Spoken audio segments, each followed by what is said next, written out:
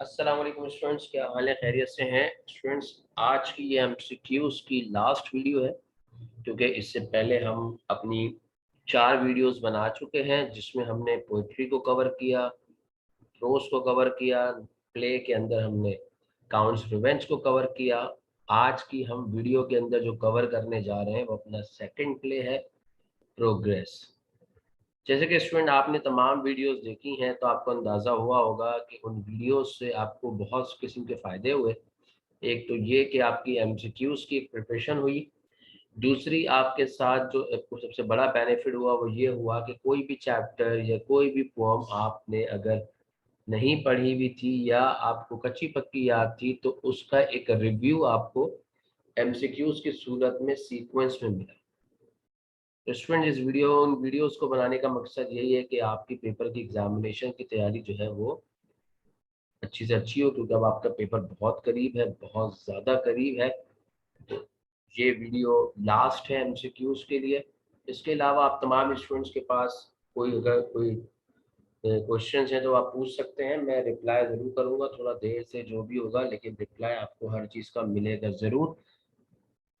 दूसरी ये बात है कि इन एमसीक्यूज की वीडियोस के लेक्चर के बाद मैं ट्रांसलेशन का एक लेक्चर आपके साथ या 2 लेक्चर देखूंगा, डिपेंड अपॉन लेंथ, वो आपको शेयर करूंगा, जिसमें 10 ईयर की ट्रांसलेशन भी मैं आपको बता दूंगा, जिससे आपको ट्रांसलेशन में भी हेल्प आउट हो जाएगी।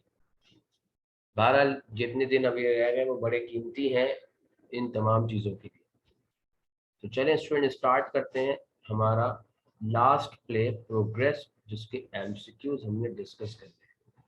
The play progress was pen by, किसने लिखा? Saint John G एवाइन।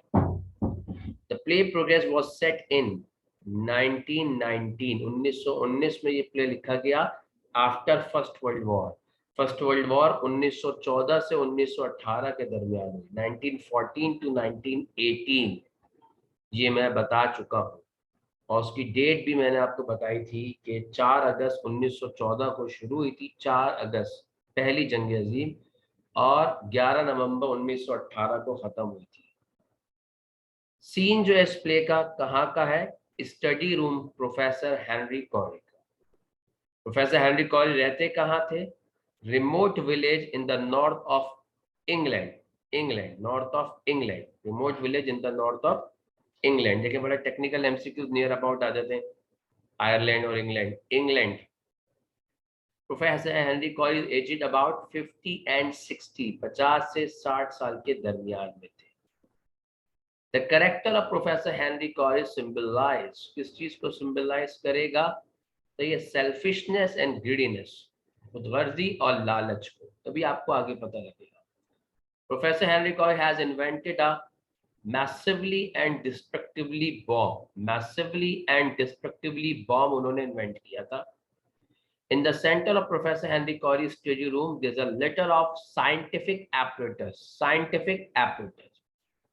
The face of Professor Henry Corey was concealed by a thickish beard. Thickish beard. गहरी दाढ़ी. The first lady who has entered in Professor Henry Corey room is Hannah, जो उनकी नौकरानी थी. Hannah कौन थी?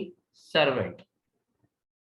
Hannah has come to tell Professor about Mrs. Malden.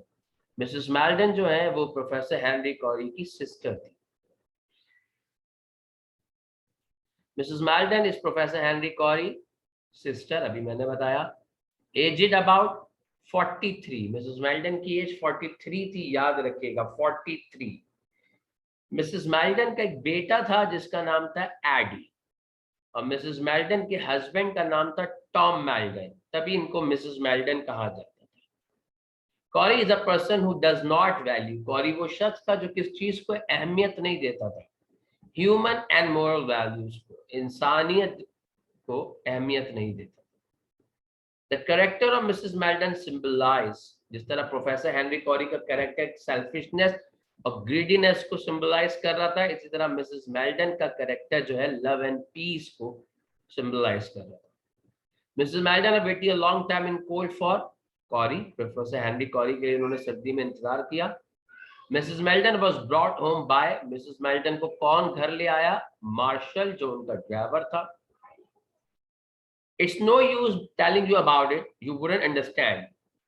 ये dialogue professor Henry Corrie का था, जो उन्होंने मिस उनकी नौकरानी हैना से कहा कि तुम्हें बताने का फायदा नहीं है, तुम नहीं समझोगे।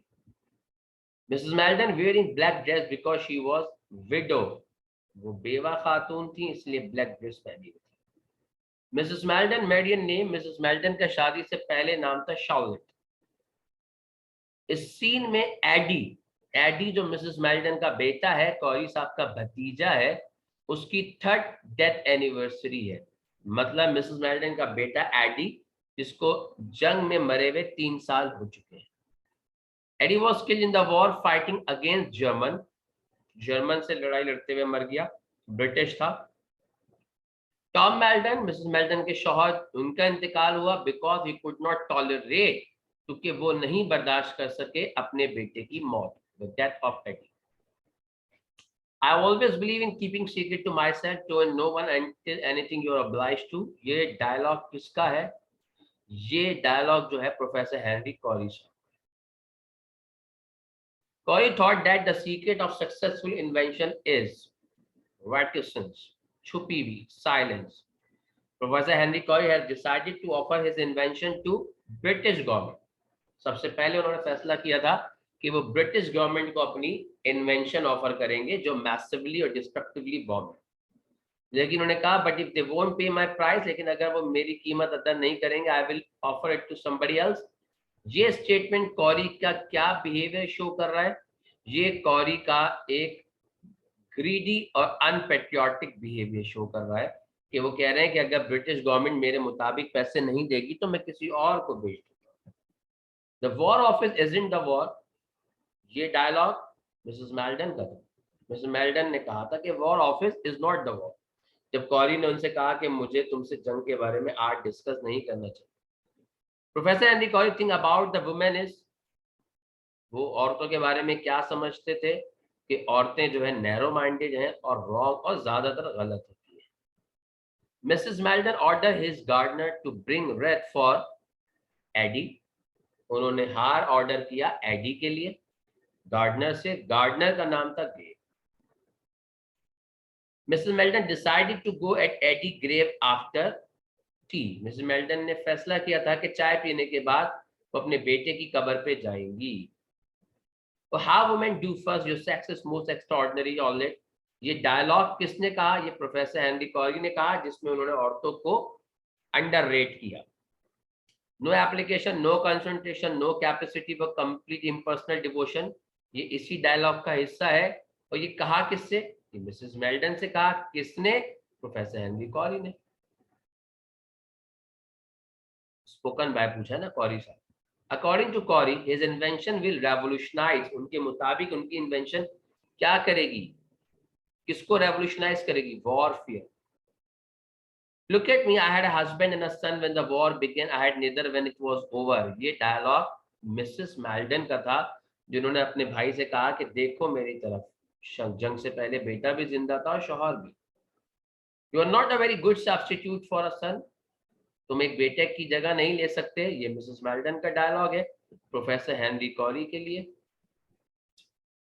Who is you in this dialogue? Professor Henry Corey. Corey expect to revolutionize warfare by making it। Corey साहब क्या समझते थे कि जंग में कैसे इंकलाब आएगा?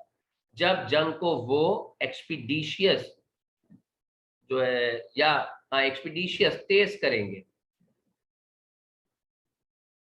Corey think that war ought not to have lasted more than 4 weeks। In war, the aim to get the first blow is so hard, the other side immediately comes, हार मान ले। Oh yes, we haven't yet reached the limits of horror in war। ये ना ये dialogue है। Oh yes, we haven't reached the limit of horror in war। Oh dear me no। तो ये dialogue किसका था? ये डायलॉग प्रोफेसर हेनरी कॉरी। अच्छा, ये जो डायलॉग है, this dialogue show the feeling aspect of the speaker. ये किस चीज को, स्पीकर की कौन सी फीलिंग को शो कर रहा है कि हम जंग की अभी तक लिमिट तक नहीं पहुंचे। ये क्रियोलिटी को represent I'm not a clever man, I can only feel things as they touch me. ये मेल्डन का dialogue. Mrs. Meldon comes to know the actual story of Eddie, that he was not buried. Eddie की उनको actual story पता लगी कि वो बेचारा नहीं दफनाया गया. ठीक है. That comforted me very much. A soldier buried by soldier in a soldier grave, but he wasn't buried. ये डायलॉग था. मिसेस मेल्टन ने कहा कि जब मुझे पता लगा कि मेरा बेटा मर गया तो मैंने सोचा कि उसको जंग के मैदान में एक ही कब्र में तमाम सोल्जर्स को दफना दिया जाता है, वैसे उसको भी दफना दिया गया होगा, लेकिन आज मुझे पता लगा he wasn't buried. Mrs. Meldon met a young man in town today who had been with Eddie in the same battalion. Eddie was not buried because he was mutilated. Mutilated का मतलब है destroyed. There was no decency in his death. किसकी बात हो रही है? किसकी मौत की बात हो रही है? एडी की मौत की बात. Eddie with this man was sitting in trench for 8 days and night. Professor Corey, in the return of his invention, plans to demand. क्या उनका इरादा था कि वो अपनी इन्वेंशन के बदले क्या लेंगे? Wealth and purity. The age of Eddie when he was martyred, जिसको जब शहादत मिली उसकी उम्र 19 साल. The chap ought not to have told you about Eddie. ये प्रोफेसर हेनरी कॉरी का डायलॉग था मिसेस मेल्टन के लिए कि उस लड़के को तुमसे एडी के बारे में बात नहीं करनी चाहिए. Have not told you about Eddie. Professor Henry Corey called his invention is the most humanitarian invention. Carry साहब अपनी इन्वेंशन को इंसानियत से भरी इन्वेंशन मानते थे. We all together too pugnacious. हम कौमें, हम इंसान बाय नेचर झगड़ालू हैं.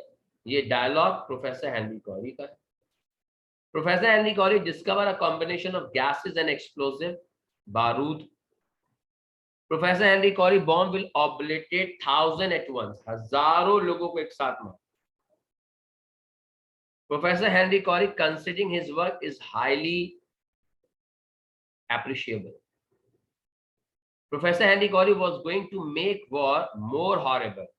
कॉरी साहब चाहते थे जंग को और हॉरिबल बनाओ और एक्सपीडिशियस करो ताकि जंग में लड़ने से पहले लोग 10 दफा सोचें. Professor Henry Corrie predict 2 things that prove correct. वो चीजें क्या थी? सही है. Breaking of the next world war within 50 years with massive weapon. Japanese declare war on the Russians. Carry साहब ने कहा था कि जिस तरह जापानीज ने रशिया पे जंग का आगाज किया था वैसे ही हम करेंगे. We will release the powerful spreading gas. अच्छा, एडी जिस जंग में मरा वो ब्रिटिश और जर्मन के दरमियान थी और जापानीज और रशियन के दरमियान की जंग का भी जिक्र बीच में है. ये वो है जापानीज और Russian. We will release powerful spreading gas without color or smell which will spread a wide area and poison everybody who inhales it. ये कॉरी ने अपनी बॉम्ब को जब वो एक्सप्लेन कर रहे थे. They won't know that they have inhaled it until say their bodies rotting. सड़ना डायलॉग है कॉरी का. सही है. और ये डायलॉग कॉरी की किस चीज को इंडिकेट कर रहा है? सही है. एक ये उसका जो है एंटी ह्यूमन बिहेवियर है या ये कह लो कि इंतहाई कोई एंटी ह्यूमन आप इसे कह सकते हैं. With a single bomb of Professor Henry Corey, we could wipe out the population of city as big as Manchester. Carry साहब ने अंदाजा लगाते हुए कहा था कि मेरा बॉम्ब इतने बड़े हिस्से पे इफेक्ट डाल सकता है जितना बड़ा मैनचेस्टर सिटी है. According to Professor Henry Corey, there is no logical distinction between a soldier and civilian. What is the difference between the girl who makes munitions and the man who uses them in the trenches? इस dialogue को बोलने वाले Carry साहब थे कि क्या फर्क पड़ता है कि एक औरत हथियार बनाए और मर्द उसे इस्तेमाल करे. According to Professor Henry Corey, if he had made his discovery in 1914, the war would have not been over the end of that year. Carry साहब ने ये कहा कि अगर ये इन्वेंशन मैं पहली जंग अजीम में बना लेता तो वो जंग अजीम 4-5 साल नहीं चलती बल्कि उसी साल दैट ईयर खत्म हो जाती. And There probably would not be any German left now. They had been in extinct race. उन्होंने इस डायलॉग में आगे ये भी कहा कि उसके बाद शायद कोई जर्मन जिंदा नहीं होता, सब नापैद नस्ल हो जाती. I want to realize my point of view, the point of view of ordinary woman without any pretension. ये डायलॉग मेल्टन का है, तो मेल्टन ने कहा कॉरी को कि मैं अपना पॉइंट ऑफ व्यू तुम्हें समझाना चाहता हूँ. मेल्टन ने कॉरी के बारे में अपने बेटे के बारे में बताते हुए कहा कि जब वो पैदा हुआ तो वो बहुत प्यारा छोटा सा गोद का बच्चा था, हद से ज्यादा मुझ पर डिपेंड कर रहा था. वो बच्चा कौन था? वो एडी था. मेल्टन ने कहा मैंने एडी के लिए दुआ करी, हैंडी हर वक्त दुआ करी कि मेरा दिमाग हर वक्त दुआएं करता रहता.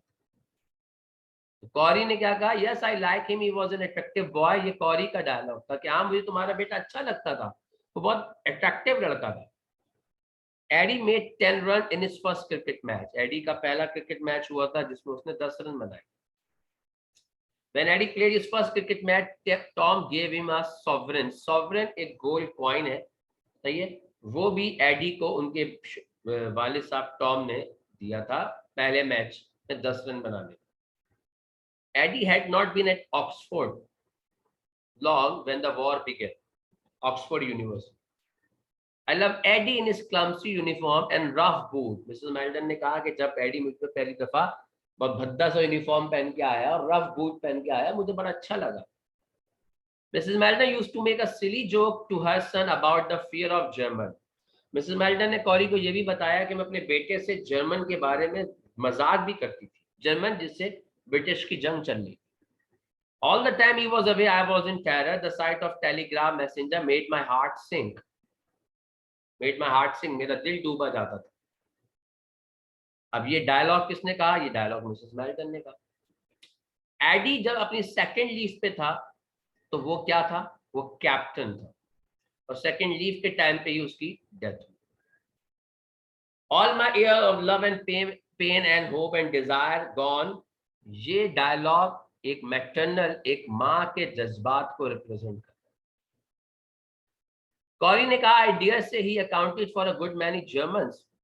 जब मिसेस मेल्टन अपने बेटे की मौत का गम कॉरी के सामने बयान कर रही थी तो कॉरी ने कहा कि मैं कॉन्फिडेंटली कह सकता हूं कि तुम्हारे बेटे ने भी बहुत सारे जर्मन मारे होंगे. Mrs Melton feel that she would want to take side with her against man like professor Henry Corey. Mrs Melton ने फिर कहा कि मुझे ये कोई खुशी महसूस नहीं होती कि जब मैं ये सोचूं कि जर्मन औरतें भी वैसे ही महसूस कर रही हैं जैसे मैं महसूस कर रही हूँ, क्योंकि उनके बच्चे भी मरे हैं. तो मुझे अच्छा नहीं लगता, बल्कि मेरा तो दिल चाहता है कि मैं उनके साथ मिलकर तुम जैसे मर्दों के खिलाफ काम करूं. पहली जंग अजीम में the people used to talk about Mills bomb. Mills के बॉम्ब के बारे में लोग बात किया करते थे. Corrie bomb will be big and one of them will suffice for a city. एक शहर के लिए बहुत बड़ा था. Why not say 30 pieces of silver? ये डायलॉग मिसेस मेल्टन ने कॉरी को कहा. According to Corey, the purpose of war is killing. Oh, I don't know. It's a fantastic thought that there's no nothing in it. Carry ने Mrs मेल्टन की बात सुन के कहा, जब मेल्टन ने कहा कि जंग इस इन्वेंशन को बर्बाद कर दो, ये इंसानियत को मार रही है, तो कॉरी ने कहा अच्छी सोच है लेकिन मैं सब कुछ कर नहीं सकता. ये कॉरी का डायलॉग है. I beg of you to destroy it. Let that be your memorial to Eddie. मेल्टन ने कहा कि इसको मार दो, इस इन्वेंशन को बर्बाद कर दो और एडी के लिए यादगार बना. प्रोफेसर हेनरी कॉरी को मिसेस मेल्टन ने जज्बात में आके कहा. अब कुछ वर्ड्स मीनिंग है जो आ जाते हैं, वर्ड्स मीनिंग के लिए भी इंपॉर्टेंट है और एमसीक्यूज के लिए. Casual visitor, without any special interest. Inconsequent person, having no importance और significance. Small angry noise. Retort vessel. Make a mess, do it very badly. Bereaved, सही है, a person who has lost through death. Make allowances, take extra care. Manifestation is hard expression. Fretful, easily irritated. Reticence, silence. Fuss, worry. Vaguely, not clearly. Jump at it, conclude at once. Harp on one string, talking about the same subject. expeditious, speedy, ridiculous, absurd, preposterous, ridiculous, combatant, one who take part in armed forces, combatant सिपाही को कहते हैं, scums, given, CO एक बंदा था जिसने ID की death की खबर दी, वो था commanding officer, Ignatius, fond of outing, munitions, war material, extinct, no longer exists, नापैद, morbid, ये गमज़दा को कहते हैं, ये ना strong and healthy interest in death, footling thing, गैर जरूरी, completely absurdly ineffective, sovereign, gold coin, clumsy, awkward looking, accounted, kill, lump sum, sum paid in a single installment, insufferable, नाकाबिले बर्दाश्त, impossible to tolerate, cavalry, सही है, soldiers in tank, नहीं soldier on horses, soldier on horses, wreck जो है large ring of flowers, organized butchery of boys, slaughterhouse, mutilate, destroy, horribly damage, cure, inappropriate, peerage, British noble, suppress, stop. ये कुछ words meaning थे और ये एक video थी जिसके अंदर मैंने प्रोग्रेस के सारे एमसीक्यूज कवर किए। इसको आप सुनिएगा, इंशाल्लाह ताला आपको इसको सुनने के बाद प्रोग्रेस से रिलेटेड किसी एमसीक्यूज में कोई परेशानी नहीं रहेगी। तो स्टूडेंट, यहाँ हमारी एमसीक्यूज वाली वीडियो का सिलसिला ख़त्म हुआ। इंशाल्लाह अब हमारी मुलाकात आपके साथ ट्रांसलेशन वाले सेक्शन में हो। चले स्टूडेंट, वीडियो को पूरा देखा आपने, लाइक कमेंट शेयर सब्सक्राइब जरूर कीजिएगा, अपने दूसरे दोस्तों के साथ भी शेयर कीजिएगा और इंतज़ार कीजिएगा दूसरी वीडियो का जो कि ट्रांसलेशन पे मबनी। अल्लाह हाफिज़।